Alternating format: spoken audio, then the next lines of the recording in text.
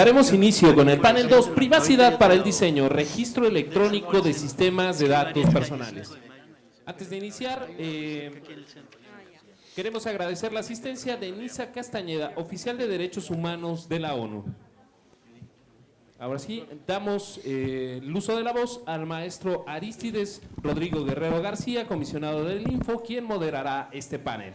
Sí, muchísimas gracias y gracias a todos y a todas por mantenerse presentes y muy activos en esta conmemoración del Día Internacional de la Protección de Datos Personales y en esta serie de paneles que han resultado bastante interesantes, en donde hemos podido escuchar la voz de especialistas en el ámbito nacional y principalmente en el ámbito internacional. En esta ocasión tengo la oportunidad de moderar este panel denominado Privacidad desde el diseño, registro electrónico de sistemas de datos personales, en donde vamos a conocer principalmente cuál es este concepto de la privacidad que se va llevando a cabo desde el diseño, los propios principios que se establecen, y para ello tengo el gusto de contar con Jessica Matus Arena, de mi lado izquierdo, quien es directora ejecutiva de la Fundación Datos Protegidos de Chile. Les pido un fuerte aplauso para Jessica.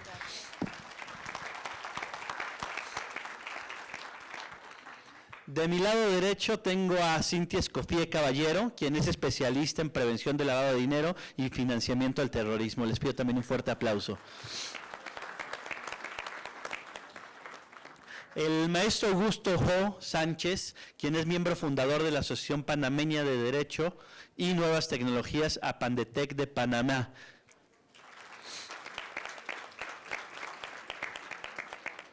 Y por último, tengo el gusto de contar con Mauricio Hernández Aguilar, quien es especialista en protección de datos personales, tecnologías de la información y prácticas antilavado.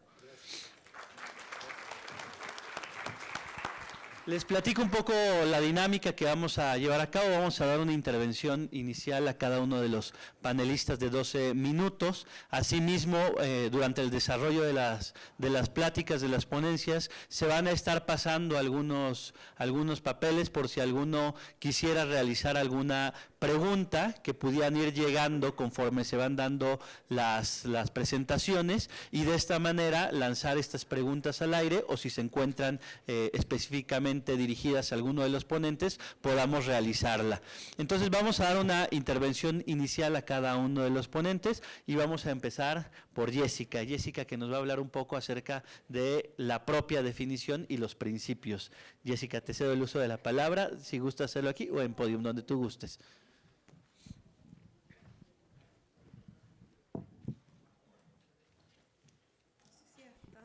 Hola, buenos días.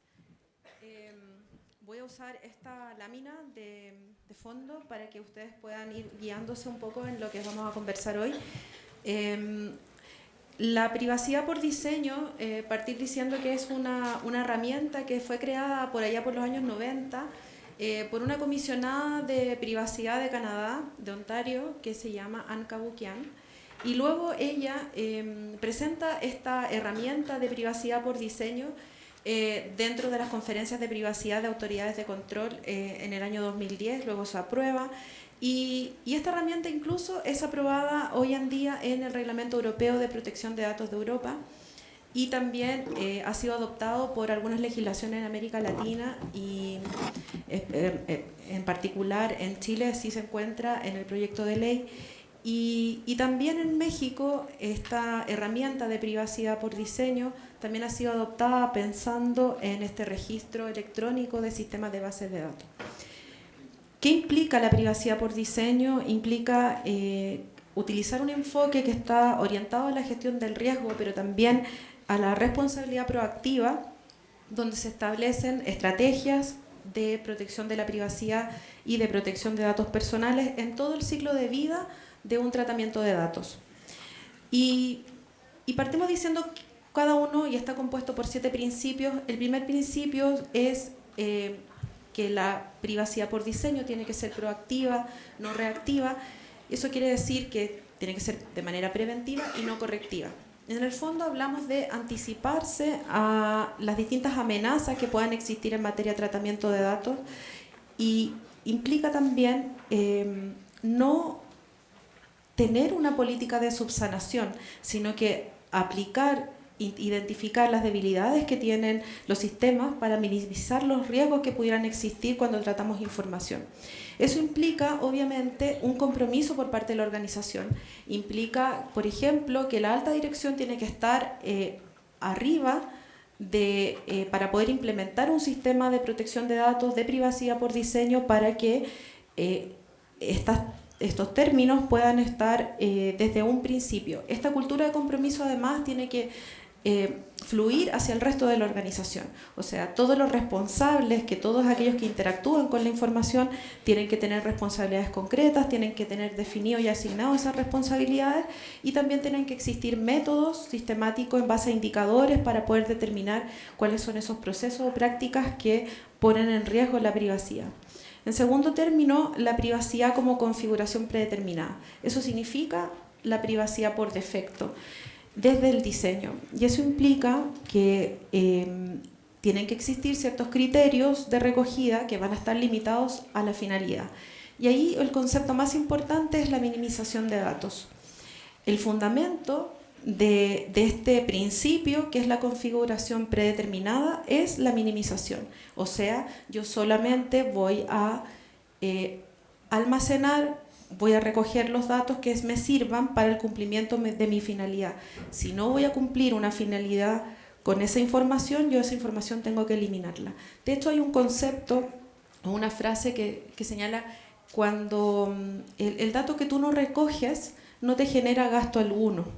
Porque en la medida que ustedes van recogiendo datos o van almacenando en sus sistemas datos que no van a ser necesarios para el cumplimiento de la finalidad, ustedes están sumando un riesgo adicional en el tratamiento de la información si es que existe alguna pérdida o una vulnerabilidad. La minimización o esta configuración predeterminada también implica que se limitan el uso de esos datos solamente para esas finalidades. Además, se restringen los usos de esos datos solamente para aquellos perfiles que se han creado para que puedan acceder a esa información. Muchas veces se da que distintos responsables en el acceso a la información que tenemos en nuestro sistema pueden también acceder a otro tipo de información, y eso va generando también más riesgo. El tercer principio es la privacidad incorporada en la base del diseño, y eso significa que esta privacidad por diseño la tenemos que adoptar desde el momento de la concepción, y eso significa que nos tenemos que sentar abogados, las personas de marketing, los de comunicaciones, los ingenieros, a revisar de qué manera vamos a entender y organizar nuestras bases de datos, que obviamente que son necesarias para el cumplimiento de nuestras funciones, y analizar en conjunto cuáles son los riesgos que tenemos. Además, vamos a documentar esas decisiones. O sea, eso significa que en la medida que estamos pensando cuáles son los riesgos asociados, de tenerlo documentado, cuál fue la decisión o cuál fue la postura que tuvo cada uno de los que intervino en este proceso para pensarlo desde el diseño. El cuarto principio es la funcionalidad total, que es un pensamiento todos ganan. ¿Y eso qué significa? Muchas veces, por supuesto que los abogados pensamos que el tratamiento de los datos se tiene que hacer conforme a la normativa y de esta manera, pero los ingenieros entienden que necesitan también generarla de otra forma. Ambos intereses son legítimos y ambos intereses, en el fondo, deben confluir hacia un balance. Tenemos que superar esas dicotomías que existen, por ejemplo, entre la privacidad versus la usabilidad, o la privacidad versus la funcionalidad del sistema, o podemos pensar, por ejemplo, que no podría existir un beneficio empresarial versus la privacidad. Entonces, lo que tenemos que generar, y lo que dice este principio, es que tenemos que pensar en este pensamiento todos ganan, un win-win, digamos, y tener la mente abierta para poder encontrar una solución en conjunto respecto de ese sistema de información. Para eso es importante, por ejemplo, establecer los canales de comunicación para que todas las partes colaboren. Y cuando hablamos del todos ganan, aquí estamos hablando no solo de quienes manejan los datos, sino también de quien se ve afectado, o sea, quién es el interesado o el usuario. Si le preguntamos al usuario de qué manera, por ejemplo, si está dispuesto a entregar su información, podemos llegar a un balance entre todos estos intereses que, por supuesto, que todos son legítimos. El quinto principio es el asegurar la privacidad en todo el ciclo de vida del tratamiento de los datos. Y eso significa, además, que nosotros tenemos que ser muy conscientes y claros en saber cuáles son todas las etapas de nuestro tratamiento de información, desde que se recoge, desde que se registra, cómo se clasifica, cómo se conserva, cómo se va a consultar esa información, cómo se va a difundir, cómo se limita el acceso, cómo se suprimen los datos, cómo se eliminan. Ese análisis del tratamiento de los datos implica incluso que tenemos que estar pensando en pseudonimizar información de manera temprana en muchos casos o utilizar técnicas de anonimización. Tenemos que clasificar, organizar esos datos, tenemos que cifrar incluso por defecto determinada información. Incluso tendríamos que pensar en que el cifrado en algunos casos debiera ser también por diseño y de manera natural respecto de cierta información. Y por último, tiene que destruirse de manera segura. O sea, cuando pensamos en todo el ciclo de vida de un dato, por supuesto que la eliminación del dato también es importante, y eliminarlo de manera segura implica, cuando se trata de datos que están en fuentes no electrónicas, la destrucción material por una vía eficaz. El sexto principio se refiere a la visibilidad y la transparencia, y eso es cómo se demuestra por parte de los responsables de bases de datos cómo se garantiza esa privacidad.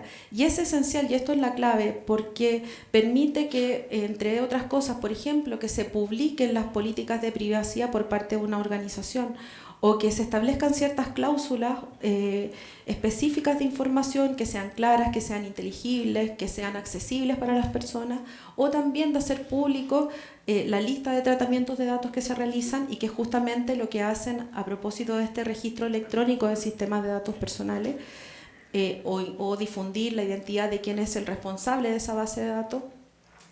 Y por último está este enfoque centrado en el usuario o sujeto de los datos. Eso significa que vamos a configurar privacidad con definiciones que sean robustas. Eso implica diseñar los procesos, implica diseñar aplicaciones, productos o servicios en la mira en el usuario. Y eso implica, obviamente, anticiparse a las necesidades que tiene un usuario respecto de sus datos. Y los mecanismos de ejercicio de los derechos de las personas. O sea, esta publicidad, cuando estamos pensando en este enfoque en el usuario, tiene que implementar mecanismos que sean eficientes, que sean efectivos para que las personas puedan ejercer sus derechos ARCO, pero también facilitar toda la información para que el usuario pueda prestar su consentimiento que tiene que ser libre, inequívoco, específico en ciertos casos, y de esa manera generamos entonces mecanismos que sean eficientes y eficaces. En el fondo, lo que estamos diciendo es que esta privacidad por diseño, que ya viene a ser parte de una herramienta que incluso es una obligación por parte de los sujetos obligados de acuerdo al reglamento europeo, pero además el cumplir con una herramienta de este tipo permite que cualquier responsable pueda disminuir incluso su responsabilidad en caso de que ocurra alguna vulneración o alguna infracción al tratamiento de los datos.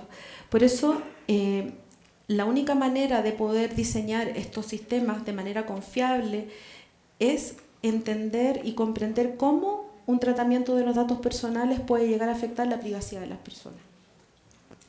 Bueno, luego, cuando pasemos ahora a conversar un poco con el resto del panel y el público, la idea es que ustedes puedan hacer preguntas y podamos conversar un poco de qué implica esto desde el punto de vista de lo que se ha llamado incluso la ingeniería de la privacidad, que es una serie de técnicas que se pueden utilizar para entender estos factores de riesgo, que no solamente se trata de estos principios, que sería lo básico, sino que también existen otro tipo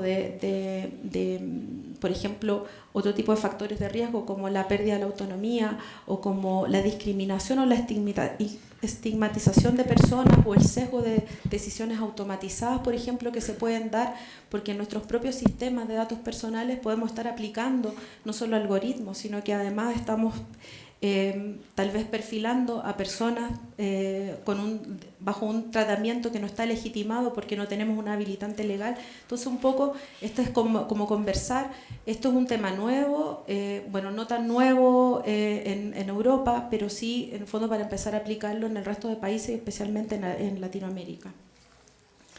Bueno, me voy a sentar y la idea es como después seguir discutiendo este tema. Gracias.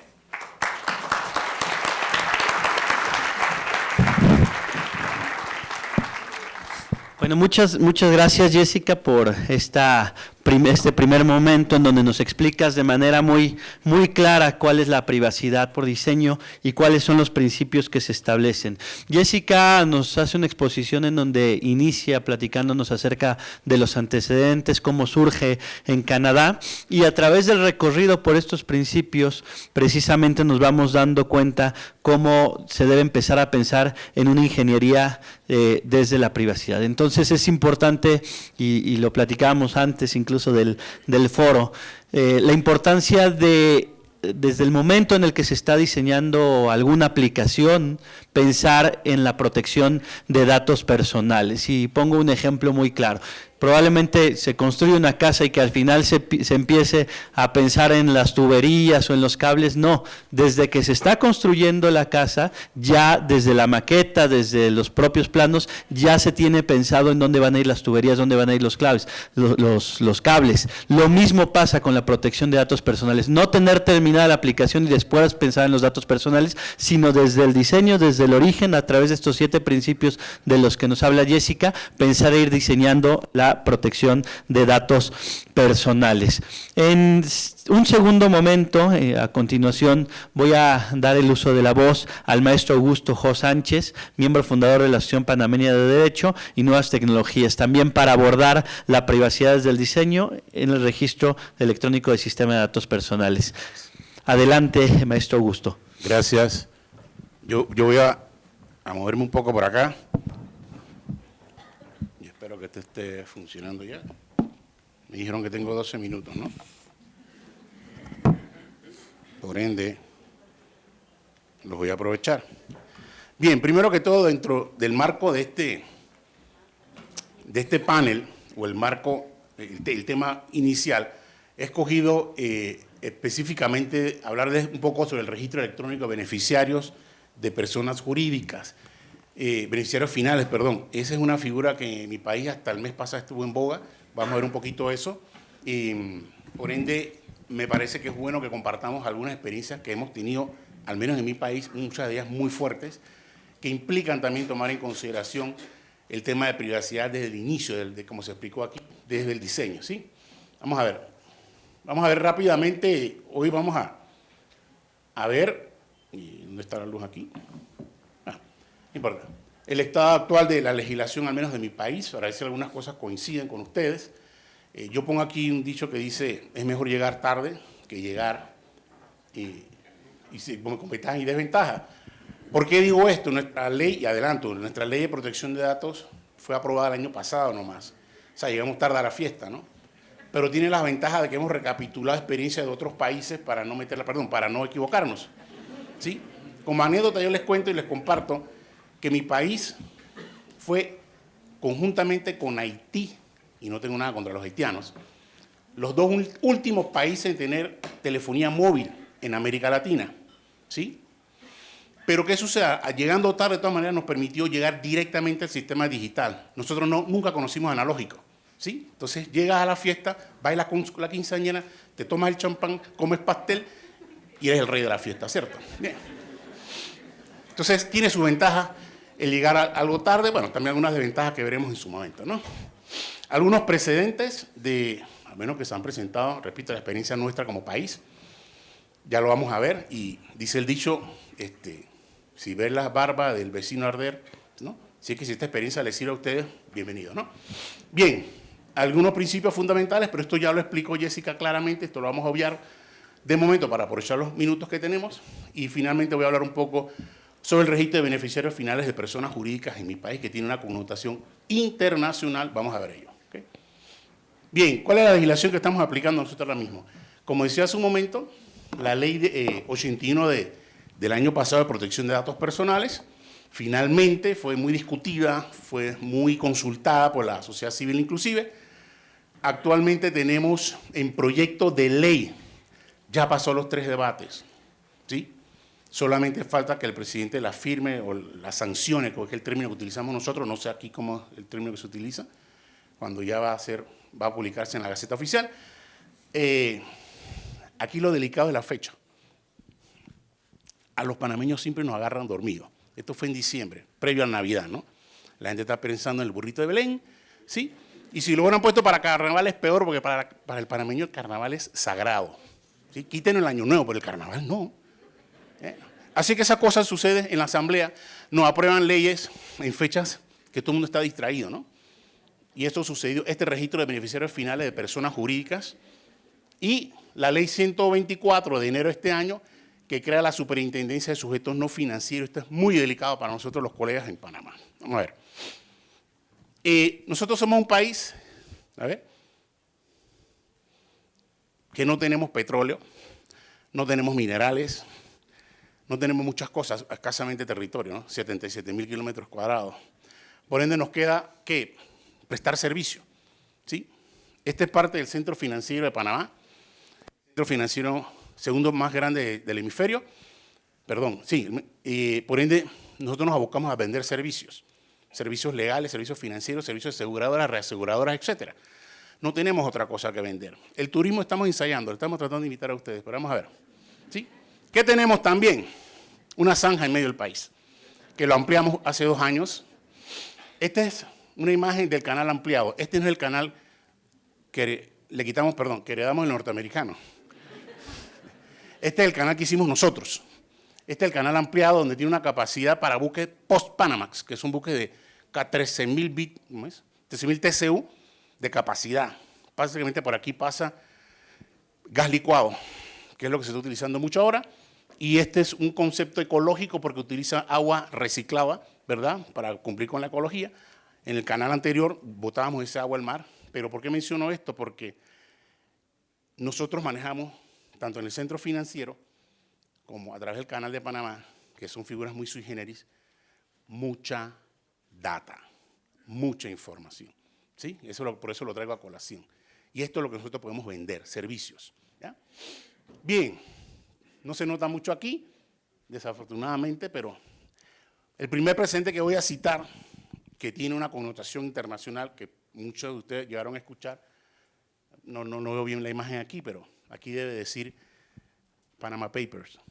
¿Alguno recuerda el concepto? ¿Sí?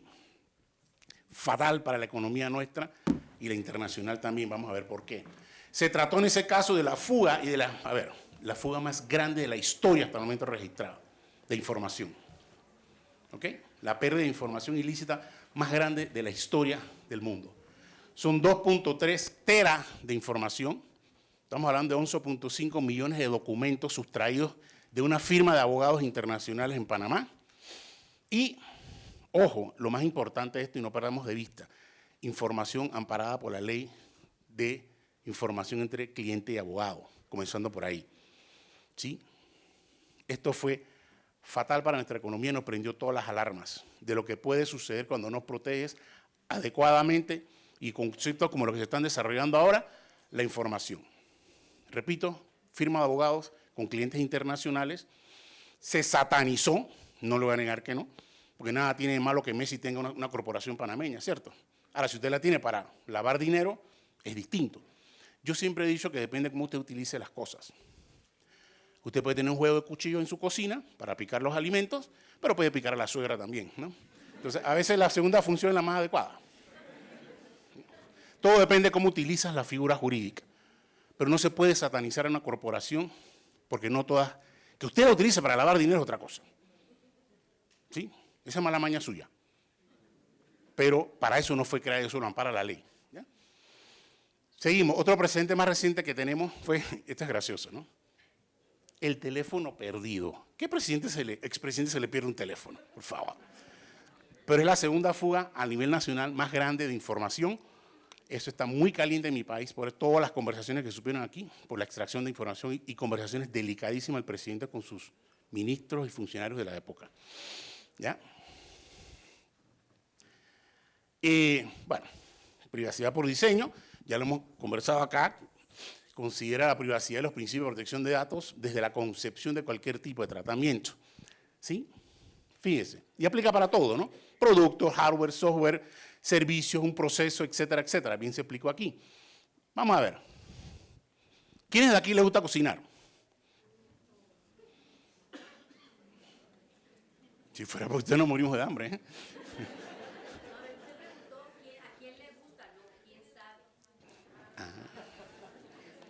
¿Quién sabe? Pero no lo aplica, tampoco, ¿no? A ver, fíjese, pregunto, si a usted le gusta cocinar por obligación, le pregunto, ¿usted dejaría las verduras sin lavar? ¿Va al mercado, así no las toma, las pone en la olla, en el sartén para cocinar? No, ¿verdad? Hay un proceso de inicial, comprarlas, lavarlas, picarlas, cortarlas, y hay que tener cuidado al principio. Porque usted no se puede quejar al final, cuando el plato esté finiquitado, de que se intoxicó. Usted no se intoxicó en el plato final. Usted se intoxicó desde el principio, porque no lavó la verdura. ¿Me están siguiendo, no? Los que no cocinan no me pueden seguir. ¿Dejaría la loza sin lavar? Yo conozco casos de gente que decía, ¿para qué voy a lavar la loza si la voy a volver a usar mañana? No, ¿verdad? Es parte del proceso. ¿Me están siguiendo, no? Bien. El ejemplo es sencillo, con algo que todos tenemos que hacer, comer. Bien, bien.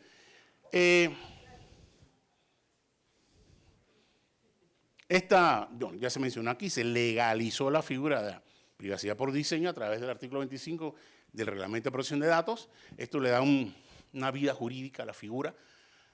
No todos, bueno, me alegra mucho que lo esté tomando en consideración Chile en su normativa. Desafortunadamente en mi país, hasta el momento yo no he visto que lo haya incluido en la normativa y tenemos una conversación pendiente con los técnicos que vayan a desarrollar. Vamos a ver. No. Bien, de esto quiero hablar un poco más. ¿Dónde estoy? Aquí.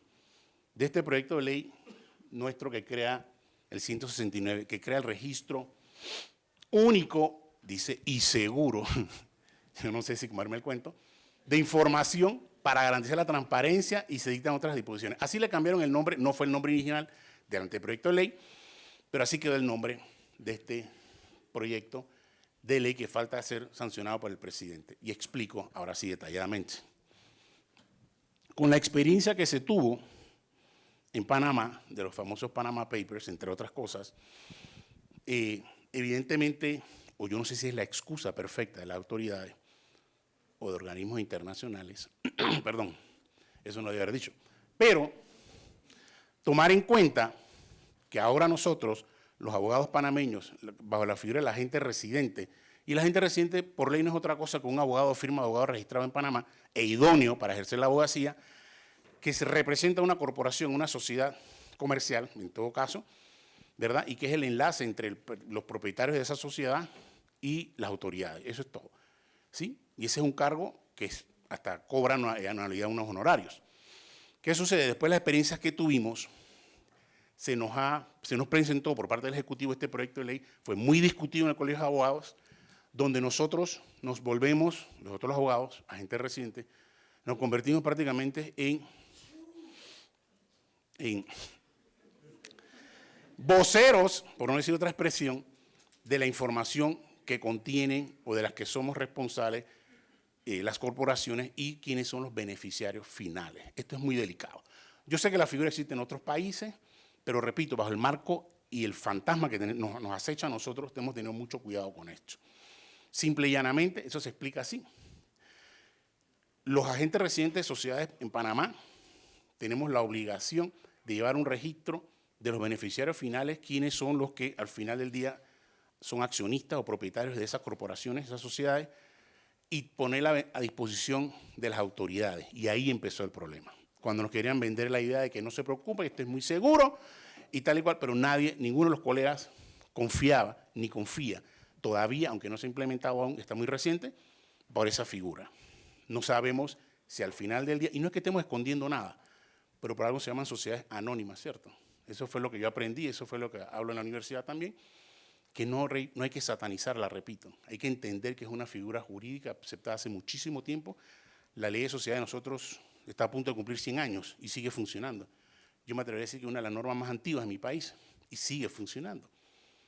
¿Sí? Entonces, ahora estamos obligados, vamos a estar obligados a brindar información suya, porque usted es mi cliente, de quién es el beneficiario de esas corporaciones, de esas sociedades.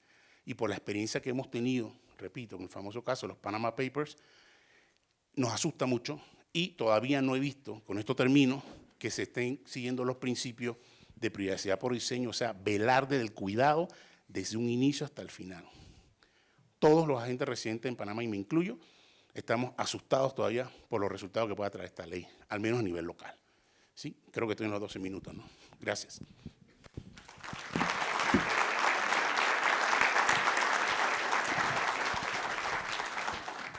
Pues muchas gracias, Augusto Jo, por la presentación y esta explicación referente a la evolución que se ha tenido en Panamá a partir de este proyecto de ley 169 de diciembre de 2019, que seguramente será una ley interesante, aunque será importante también retomar el propio artículo 25.1 del reglamento europeo para tratar de llevarlo a cada una de las legislaciones de los diferentes países. De ahí de la importancia de este ejercicio de derecho comparado internacional, pero yo siempre he dicho que además del derecho comparado internacional es importante el intranacional, es decir, qué está pasando en las diferentes entidades federativas que integran nuestra República Mexicana, y de ahí que celebro la presencia de comisionados locales de Baja California, de Lucía Ariana Miranda, presidenta del Instituto de Baja California, y Jesús Alberto, también de Baja California,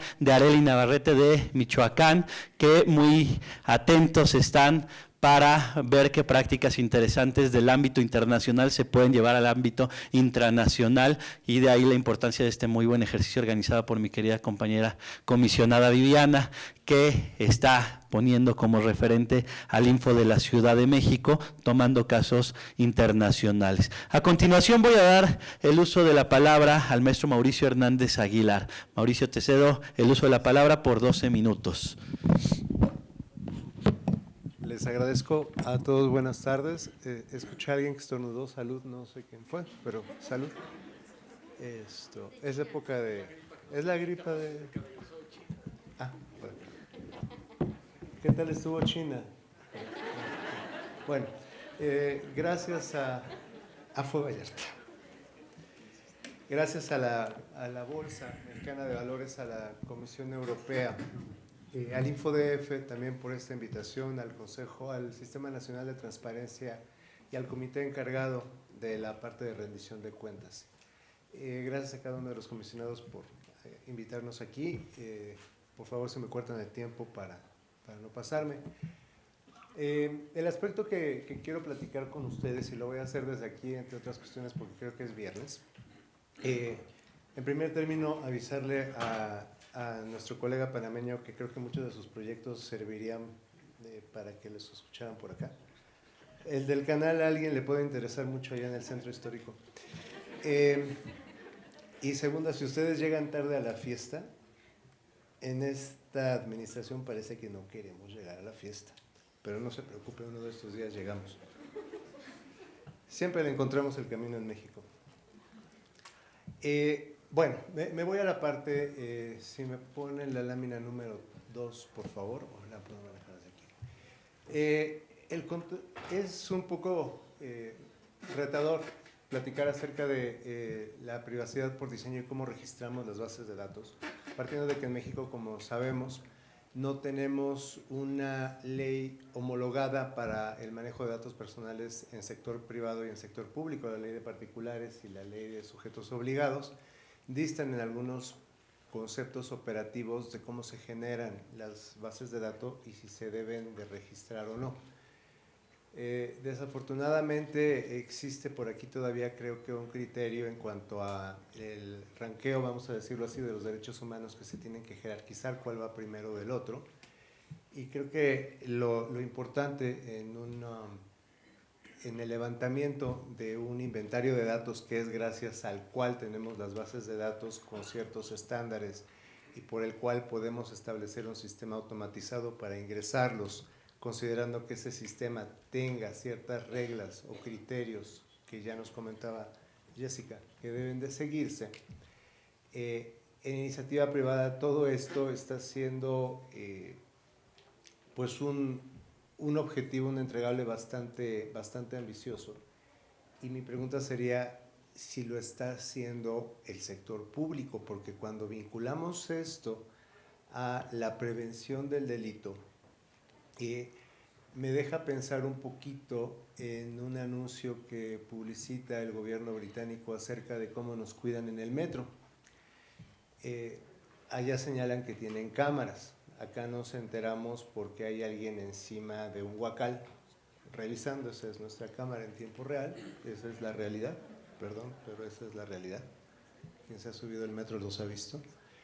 Y la separación de damas y de caballeros, ¿no? Esas son nuestras reglas de salvaguarda de la integridad y de revisión. Pero la privacidad también la tenemos que ver con los riesgos que esto implica dentro del sector público, y no lo digo como crítica, sino como un intento de abonar desde el sector privado. Creo que nosotros a esa fiesta que comentaba Augusto, sí llegamos muy tarde, y el ejemplo que yo pondría es cuando se compra una locomotora hermosa, muy bonita, que ya no es de carbón, sino con la mejor tecnología, y después nos damos cuenta que no teníamos vías. Entonces empezar a construir las vías conforme la locomotora ya está echada a andar es un poco complicado. Creo que es lo que nos pasó a nosotros en 2010, si vemos en comparación con Europa, que venían desde los años 50 en estar trabajando en estos temas. Sin embargo, creo que hemos aprendido de varios errores, como en todo en esta vida, y los hemos utilizado para bien. Ahora el siguiente reto es permitir que esa privacidad no se vuelva una intrusión, sobre todo cuando hablamos de la procuración y la administración de justicia, la prevención del delito y el crimen organizado, que es una cuestión que esta administración está tomando como una bandera muy importante, que yo creo que se tiene que hacer y yo creo que la tenemos que apoyar, pero con un equilibrio. Tenemos aquí dos puntos, dos imágenes que creo que nos dejan ver con mucha claridad en dónde estamos. Hay una privacidad por diseño y de eso estamos hablando hoy. ¿Para qué? Para prevenir el delito. Sí. Pero aquí tenemos un ejemplo de carne y hueso el día de hoy, en donde hace unos meses nuestro Poder Legislativo local publicó, sancionó y publicó la ley para el registro público de agresores sexuales. No sé quién haya tenido oportunidad de revisarla, yo la verdad es que la revisé por morbo. Los viernes siempre es bueno leer cosas interesantes o chistes. Yo primero creí que era un chiste y después vi que era una iniciativa de ley en serio. Perdón que me refiera a eso con un poco hasta de broma, porque tenemos dos opciones: o nos reímos o de verdad nos dan ganas de ampararnos. El registro público de agresiones sexuales tiene como esencia y tiene como objetivo el que en la ciudad se bajen los índices de violaciones. Si a alguien le encuentra la relación, sobre todo las damas, por favor avísenos. Porque yo no sé si ustedes se sientan más seguras después de esta ley. ¿Alguien se siente más segura después de leer que ya existe esta ley? ¿Puede levantar la mano? Comisionado, creo que hay muchas manos arriba que no estoy viendo yo. Es que nosotros tenemos, bueno, yo creo que por allá tienen otros datos, pero el caso es que dijeron que así se bajaban los índices de violación. Entonces, primero por ahí creo que en Puebla nos enjaretaron una aplicación para las damas en donde si estaban siendo violadas mandaran un tuit a la aplicación, y en la aplicación les contestaba el secretario de Seguridad y les dice cómo es el asunto, es muy grave, no está muy cómoda, entonces ahorita vamos para allá.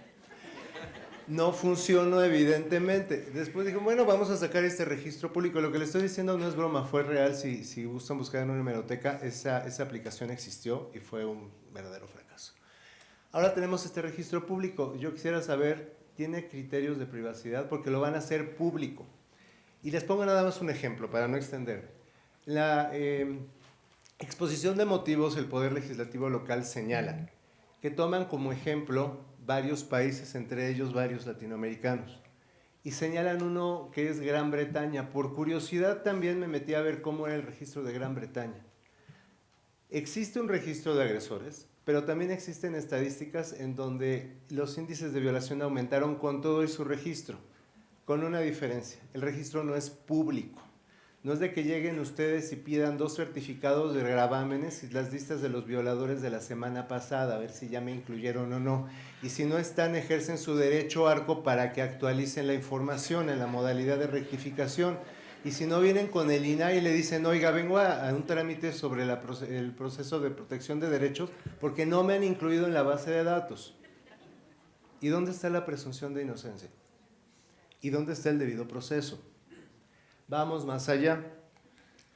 En estos días mucho estamos primero acusando y luego vemos si se cometió o no se cometió basado en lo que nos dicen, oímos, creímos, soñamos y nos late. Entonces, si esto viene, y lo digo porque mañana se publica unas propuestas para reformar todo el sistema penal y todo el sistema de procuración y administración de justicia, en donde una de las cuestiones que quieren imponer o que quieren innovar son las detenciones bajo cualquier precepto legal penal. Entonces, que ya por el hecho de que les late que somos violadores nos van a incluir en la lista del registro público y ya luego ven si lo hicimos o no lo hicimos. ¿Y dónde está el derecho al olvido? ¿Y dónde está el derecho al resarcimiento de los daños? ¿Perdón?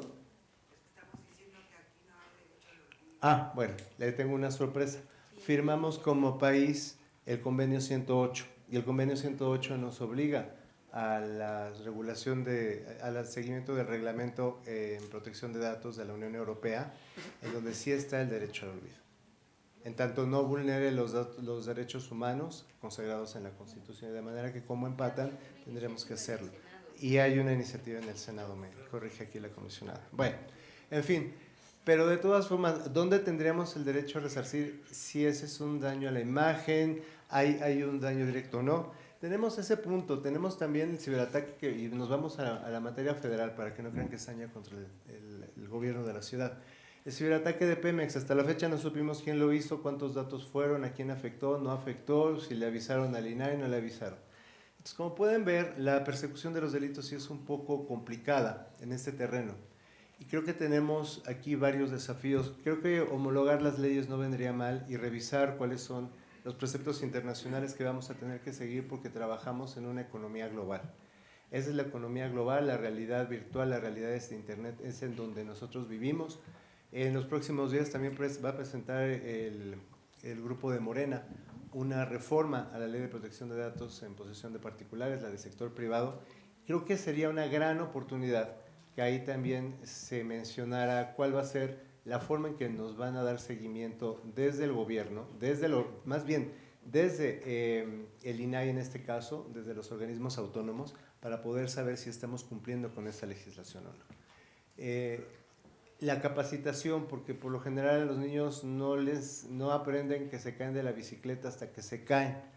Entonces, no tenemos que caer para que sepamos que tenemos que proteger los datos, tratemos de hacer eso.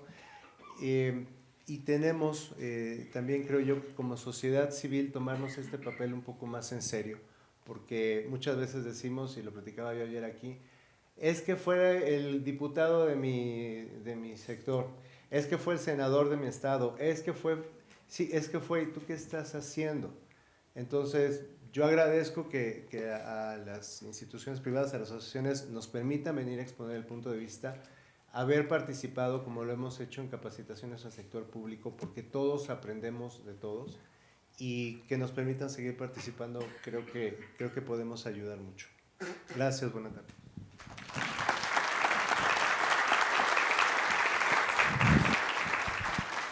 Muchas gracias, Mauricio, por tan esquemática presentación y cómo lo aterrizas precisamente la importancia de la protección de datos personales en el ámbito de la Ciudad de México y en el ámbito federal, señalando algunos casos muy concretos. A continuación voy a dar el uso de la palabra a Cintia Escofié Caballero, quien es especialista en prevención de lavado de dinero y financiamiento al terrorismo. También les voy a pedir que si gustan ir pasando algunas preguntas para ir sistematizándolas, ir teniendo las preguntas y en el momento en la ronda de preguntas y respuestas ya podamos dar contestación puntual a cada una de ellas. Entonces, Cintia, te cedo el uso de la palabra. Muchísimas gracias. Primero quiero agradecer por la invitación, en especial a la comisionada Viviana Peralta por darme esta oportunidad de poder platicar, pero sobre todo por la visión integral de este foro. Generalmente tenemos foros donde solo vemos el tema de prevención de lavado de dinero o solo vemos el tema de privacidad de datos personales. El hecho de verlo desde una perspectiva global es muy enriquecedor. En ese sentido, me siento también muy honrada de compartir el panel con quienes hoy tengo el placer de estar, en especial con Mauricio Hernández, a quien es un referente para mí en la materia de protección de datos personales. El tema que nos ocupa el día de hoy en cuanto a la vinculación entre la prevención del lavado de dinero y la protección de datos personales no es justamente un tema de moda, es justamente el hecho de tener que vincular las legislaciones en todas las materias para que nosotros podamos contar con una homologación, como bien decían. Este tema cobra especial importancia justo porque lo que buscamos no solo es el cumplimiento de la normatividad, sino lo que estamos buscando es la prevención de los delitos. Y para la prevención de los delitos tenemos que hacer un enfoque integral basado en riesgos. Iniciaré mencionando un poco sobre el tema de prevención del lavado de dinero y cómo es que su regulación tiene muchos puntos de convergencia con la privacidad de datos personales. ¿Y cuáles serían estos? Pues ambas legislaciones requieren de un análisis profundo y deberíamos en todas, tanto en el ámbito público como privado, partir de un enfoque basado en riesgos. Ambas deben de coexistir para prevenir delitos y fomentar una cultura de la legalidad. Están vinculadas con la credibilidad y el efecto reputacional de todos los gobernados. Y si no, aquí justamente nos hacía el honor nuestro compañero de Panamá de explicarnos el efecto reputacional que tuvo el tema de Panama Papers. Y no nada más reputacional, sino también el económico que esto conllevó. Las dos regulaciones son indispensables para proteger tanto a la empresa como a los clientes, en el caso del sector público y también en el caso del sector privado. En ambos casos, la implementación de esquemas preventivos siempre será mucho menor que el costo del incumplimiento, y si no, los invito a que analicen las sanciones tanto en materia de protección de datos personales como en materia de prevención del lavado de dinero. Y ambas materias son indispensables al momento de elaborar nuestro programa de cumplimiento. Un verdadero programa de cumplimiento necesita ser integral, no podemos ver a los delitos de manera aislada. En nuestro país, la regulación en materia de prevención del lavado de dinero y el combate al financiamiento al terrorismo, debido a su ámbito de aplicación, se ha desarrollado teniendo dos escenarios completamente diferentes. El primero, el escenario para el sector financiero, y el segundo para las conocidas como actividades vulnerables.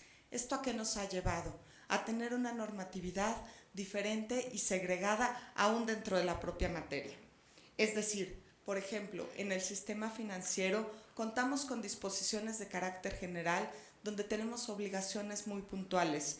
Por ejemplo, contar con un sistema informático que debe de tener ciertas funcionalidades mínimas, mientras que para las actividades vulnerables ni siquiera es obligatorio hasta el día de hoy contar con un sistema informático. Necesitamos tener el cumplimiento de ciertas obligaciones. Por ejemplo, contar con procesos para proteger los datos personales. Sin embargo, estas obligaciones están señaladas de una manera sumamente general. Nos piden guardar y hacer guardar la confidencialidad de los datos que se obtengan en el ejercicio de las funciones y conservar y disponer de manera eficiente la información. No obstante lo anterior, es importante resaltar que las obligaciones como las mencionadas están de una manera, como dije, sumamente general. Y es muy importante comenzar a generar un marco que nos permita dar certeza en la implementación al cumplimiento normativo y que permita la convivencia de ambas regulaciones. Porque a veces nos enfrentamos en la práctica a problemas de qué ponemos primero, la prevención del lavado de dinero o la privacidad de los datos personales. Por ejemplo, en el sector financiero contamos con guías en donde se dispone de una metodología que obliga a cada sujeto obligado a identificar el nivel de riesgo en materia de prevención del lavado de dinero. ¿Y qué no acaso también deberíamos de tener guías para establecer una metodología en materia de protección de datos personales? Vale la pena mencionar que actualmente debe articularse la aplicación de la Ley de Protección de Datos Personales con la Ley Federal para la Prevención e Identificación de operaciones con recursos de procedencia ilícita, para que ésta sea de manera armónica y se incurra en un bajo costo regulatorio.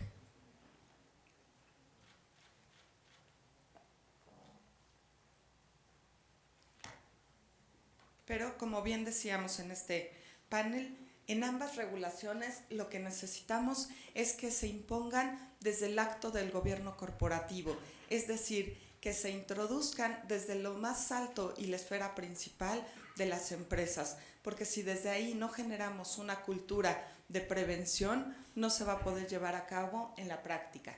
Se debe de conceptualizar cada producto o servicio desde un enfoque basado en riesgo, creando con un marco de cumplimiento normativo integral.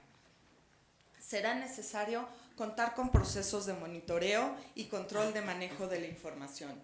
Necesitamos establecer políticas y procedimientos que sean claros, que sean congruentes, que sean coordinados, pero sobre todo que también preservemos los derechos humanos. Será necesario una capacitación constante. Hace unos momentos Mauricio bien lo decía, sin capacitación no vamos a aprender. Debemos someternos a procesos de evaluación de procedimientos tales como auditorías internas o externas. Es necesario implementar canales de denuncias, pero que sean eficientes y efectivos y donde se cuide realmente el tema de la protección de datos personales. Además, deberemos de designar a un responsable de cumplimiento que vele no solo por el cumplimiento del marco normativo, sino que cuide que al compartir la información con autoridades o particulares no se vulneren los derechos humanos y particularmente la protección de los datos personales y la vida privada, porque a veces al compartirlos se ven vulnerados estos derechos. ¿Cuáles serían los retos a los que nos estaríamos enfrentando? Pues el primero sería crear disposiciones regulatorias que sean congruentes, ya que hoy por hoy la prevención del lavado de dinero y la protección de datos personales en muchos de los casos se ven como materias independientes, siendo que realmente son complementarias. En efecto, la premisa mayor en la regulación de la prevención del lavado de dinero radica en el conocimiento del cliente y del usuario.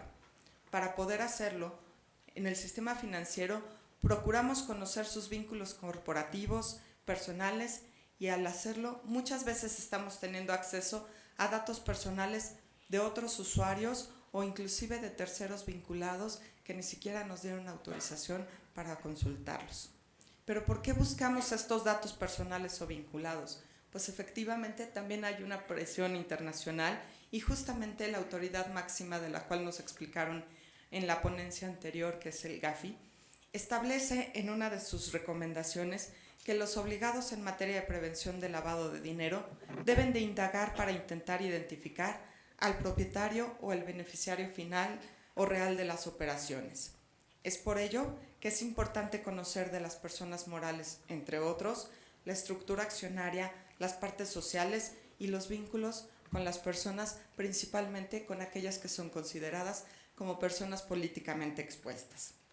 En este sentido, y hasta el momento al no contar con una reglamentación objetiva, puede darse el caso que al hacer las búsquedas mencionadas se vulnere la protección de datos personales de terceros vinculados no necesariamente y porque no sean nuestros clientes usuarios. El segundo reto, necesitamos reforzar los marcos regulatorios para que no se deje a libre interpretación el manejo de datos personales. Si bien es cierto, las instituciones financieras tienen que delimitar en sus documentos de políticas y procedimientos quiénes son las personas que tendrán acceso al perfil de los clientes usuarios, En realidad, esto aún depende mucho del tamaño de la institución y del sistema informático que estén utilizando. En muchas de las instituciones todavía no tienen clara una metodología para la protección de datos y es más, no hay una referencia normativa que nos permita vincular ambas regulaciones.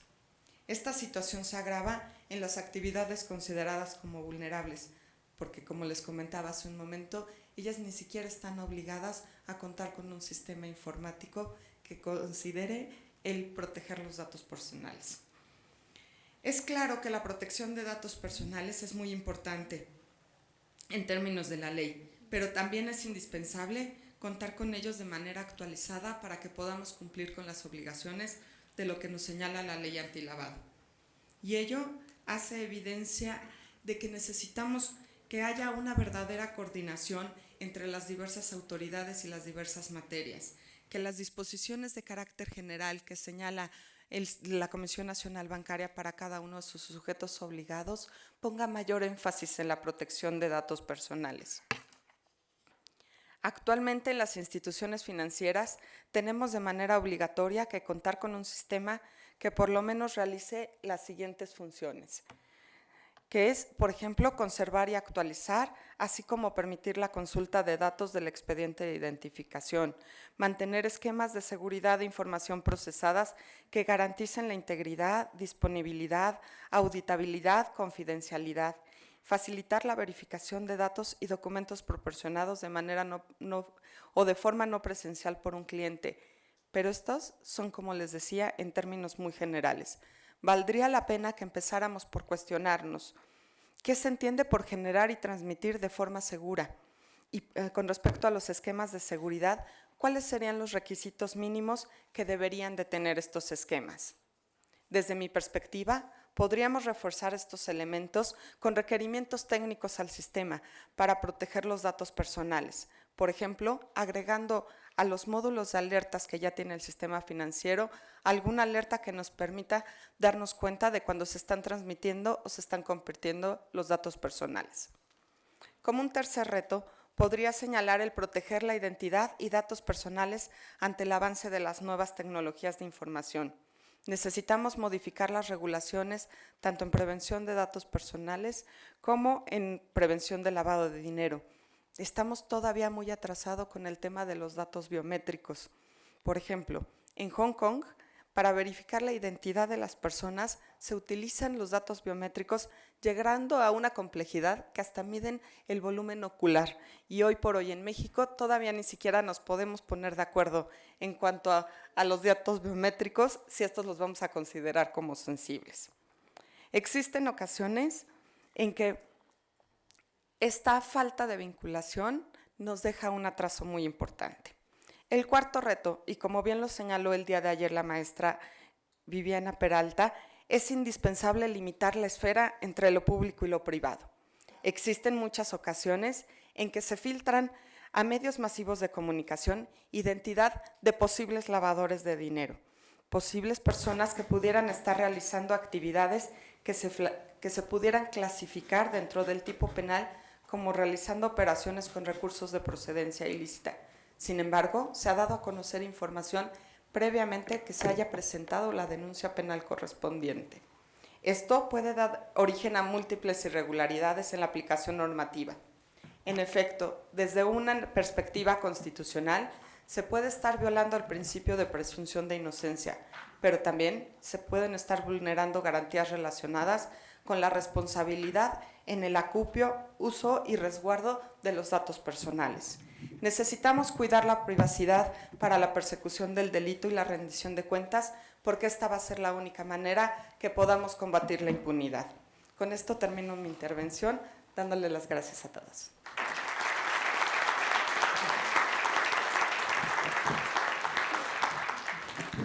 Muchas gracias, Cintia, por tan atinada intervención, donde cierras muy esquemáticamente refiriéndote a los retos que se tienen en materia de datos personales e incluso poniendo ejemplos muy claros, como el que pudiera ser una alerta cuando se esté vulnerando la protección de datos personales. No consumo más el uso de la voz para dárselas a los ponentes y nos puedan responder algunas preguntas que han estado llegando. Nos preguntan de la alcaldía de Milpalta.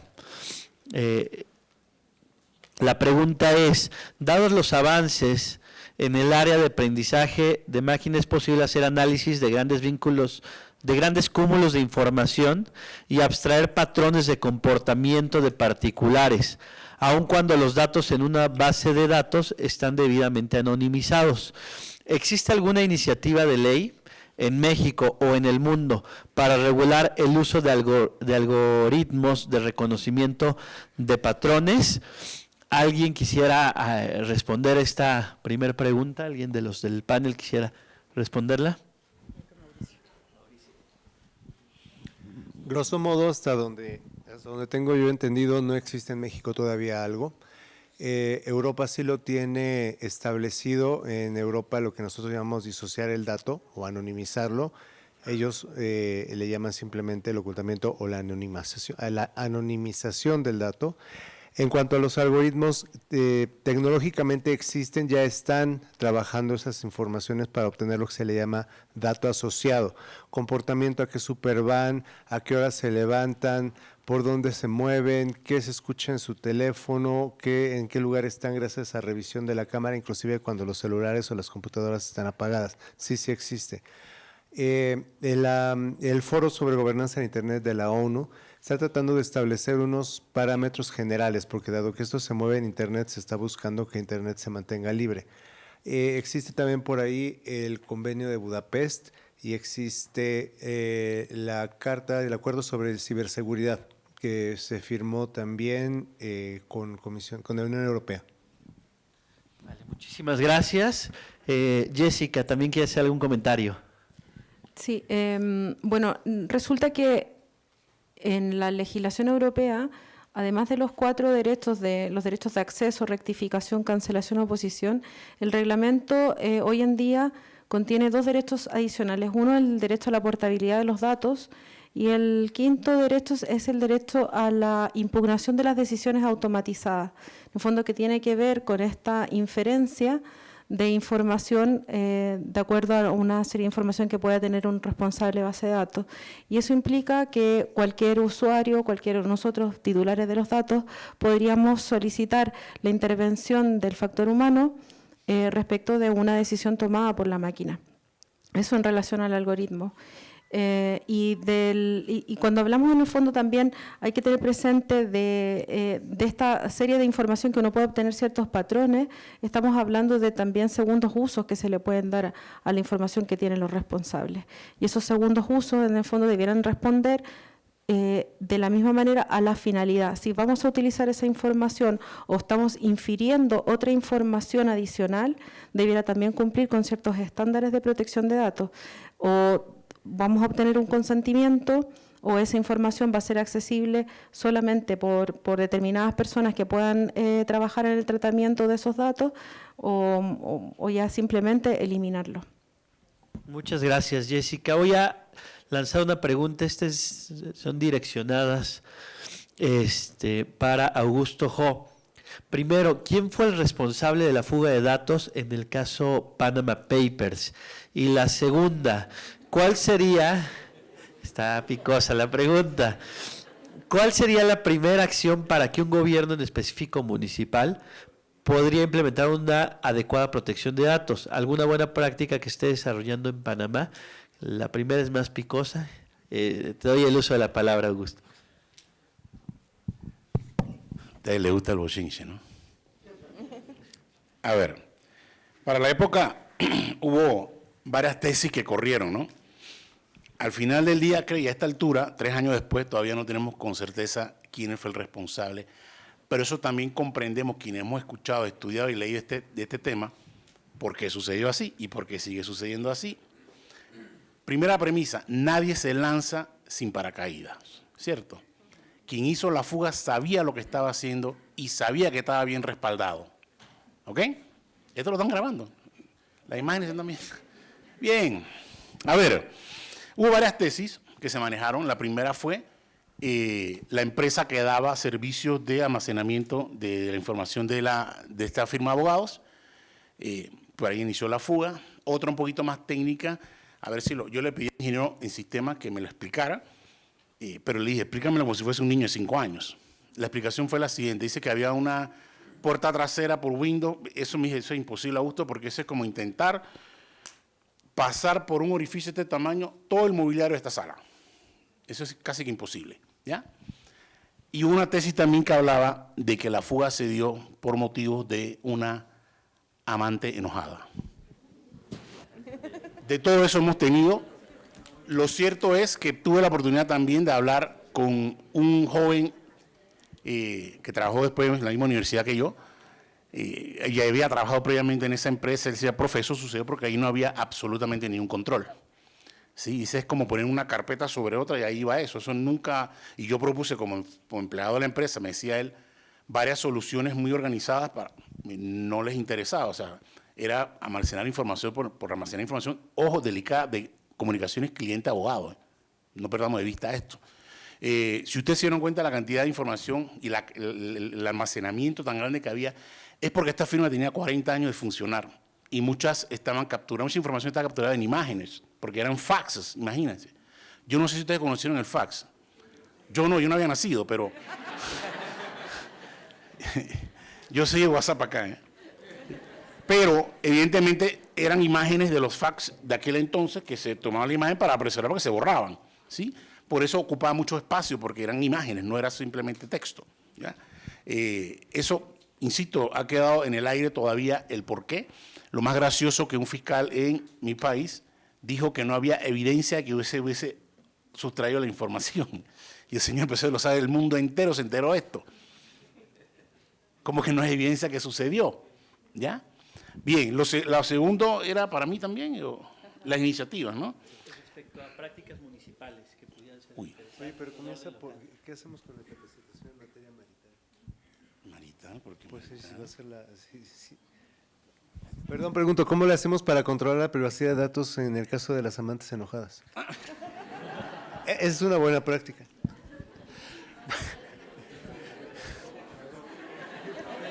Tú lo dijiste. Eso fue lo que se comentó en Corrillos, ¿eh? Yo no soy autor de ello.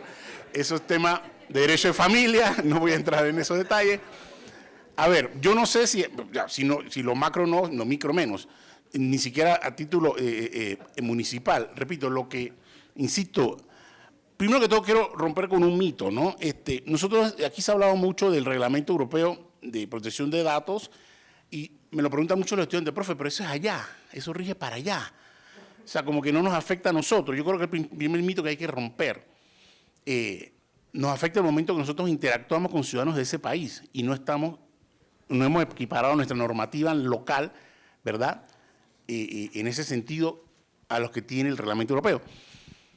Hace 1 año y medio, más o menos, tuve la oportunidad de participar de Colaban, no, FELABAN, Federación Latinoamericana de Bancos, una conferencia anual que hacen, y los banqueros, tenía todos los banqueros de Latinoamérica enfrente, y me tocó hablar de protección de datos en Open Banking. Y precisamente ese día, presta la casualidad que se aprobaba en tercer debate la Ley de Protección de Datos de Panamá, ¿sí? Que después fue sancionada muchos meses después, pero ya había sido aprobada. Y a veces uno tiene que vender miedo, ¿no? Yo le dije a los banqueros, señores, ¿usted cree que van a poder seguir haciendo negocios con clientes europeos si usted no tenemos aquí una ley de protección de datos? O sea, equiparémonos, ¿no? Esto no es relajo, esto no es broma, se van a perder las corresponsabilidades bancarias. No tenemos un centro financiero el más grande de Latinoamérica. Ojo, ¿sí? Vendí tanto miedo que después en el pasillo gané 4 clientes. ¿Sí? Y eso funciona así. Es decir, si lo macro no funciona, yo creo que a nivel municipal mucho menos. Sinceramente, al menos en mi país no lo he visto. Esto está bastante fresco. Lo que sí es cierto es que todavía no he visto todos estos principios de lo que hemos estado comentando aquí para preservar la privacidad y seguridad de esa información, sobre todo por lo que mencioné hace un momento, porque ahora va a estar, si se lo hiciera a una firma privada, imagínense ustedes al Estado, ¿no? Cuando supuestamente son garantes de esa información tan delicada que son nuestros clientes en materia financiera, societaria y demás. Bueno, Muchas gracias, Augusto. Y nos llega una pregunta más, y ya también me presionaron un poco con el tiempo, porque viene la siguiente mesa, aunque empezamos esta un poco tarde, ya llevamos un desfase. Entonces, Cintia, para cerrar aquí nos lanza una pregunta y también sirva para una intervención final. En aras de contar con información veraz y objetiva, se precisa que la ley del banco de ADN no contemple que el banco de perfiles genéticos no sea público.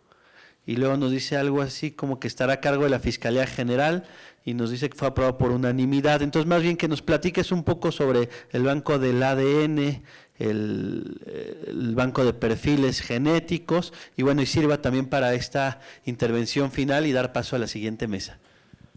Muchas gracias. Pues creo que esta respuesta la tendría mucho mejor Mauricio, pero bueno, yo creo que lo que es muy importante aquí es los perfiles, tenemos que tener muy claro cuáles son los datos que vamos a proteger y como se ha dicho en distintas mesas, para qué queremos esos datos, por qué los recabamos y cuál es el uso que les vamos a dar.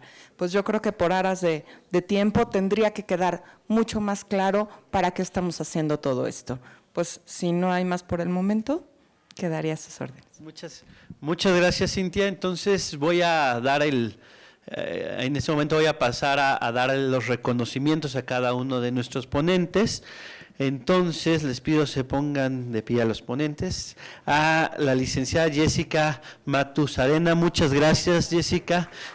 Muchas gracias.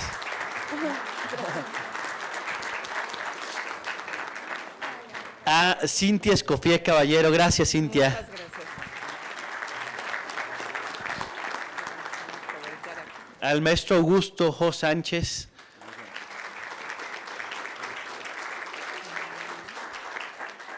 Y por último, al maestro Mauricio Hernández Aguilar. Muchas gracias, Mauricio. Muchas gracias a todos por seguir esta mesa. Muchas gracias a quienes están siguiendo la transmisión vía streaming y les pediría nada más para que tomemos una foto.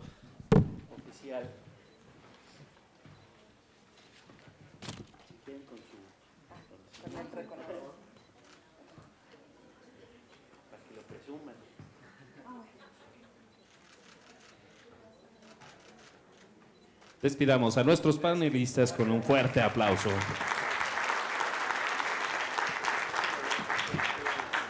Solicitamos a los asistentes permanecer en sus lugares para dar inicio al panel 3, Privacidad y Gobierno Electrónico.